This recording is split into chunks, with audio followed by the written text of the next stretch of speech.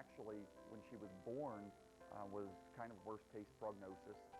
We were told that she probably wouldn't survive, and I was actually asked at one point when I wanted to show off life support. Well, that was never an option. You know, it was out of the question. We were willing to accept Katie any way we could have her. Doctors called Harry and Betsy Lieb unrealistic. However, they didn't let Katie's diagnosis of cerebral palsy stand in the way of her future potential. We went through an early intervention program, and they actually sent us around to look at several different programs, all of which we felt were unacceptable. We just weren't happy with anything that we saw. And, you know, the Children's Institute was actually the last place that they decided to send us to take a look at. When the Liebs arrived at the Children's Institute, they were welcomed and instantly comforted by what they saw. Whenever we went into the classroom, we saw a lead teacher, certified in special education, generally 2 assistant teachers, a physical therapist, a speech therapist, 5, 6, 7 people all in the room for 8 or 9 or 10 kids. It's almost a 1-to-1 ratio all day long, and it was incredible. And even more incredible is the progress Katie is making. She does, we do math and fine motor activities. She just recently became interested in more writing, and she does a lot of things with paper pencil tasks.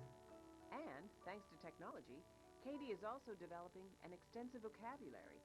She speaks through a device called a Dynavox, which can be programmed with various themes or phrases that Katie can call up and put together at the touch of a button. The Dynavox has allowed her to communicate with people in the community. It allows her to go into a restaurant and tell them that, that she would like to order a cheeseburger, fries, and a Coke. Whereas if she didn't have the Dynavox, she would not be able to do that. In addition to the Dynavox, she has verbal approximations. She has a lot of facial expressions, a lot of gestures. She really gets her point across. If I had kept Katie home and homeschooled her, if she had gone someplace else, she would not be anywhere near the level of functionality that she is now.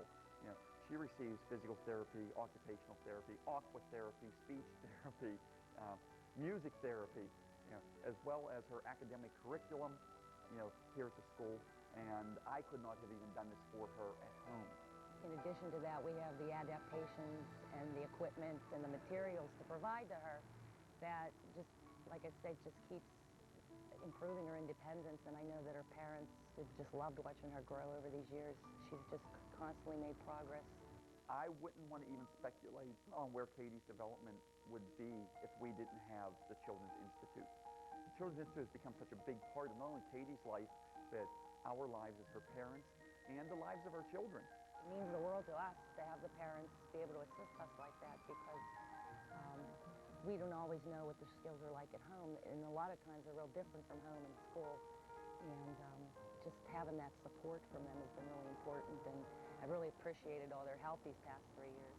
Katie's 10 years old, and she's growing up very quickly. And yesterday we just kind of were playing around with the idea of maybe getting Katie started in doing some modeling. She's very well known throughout Pittsburgh. I always tell people she's kind of the goodwill ambassador of cerebral palsy.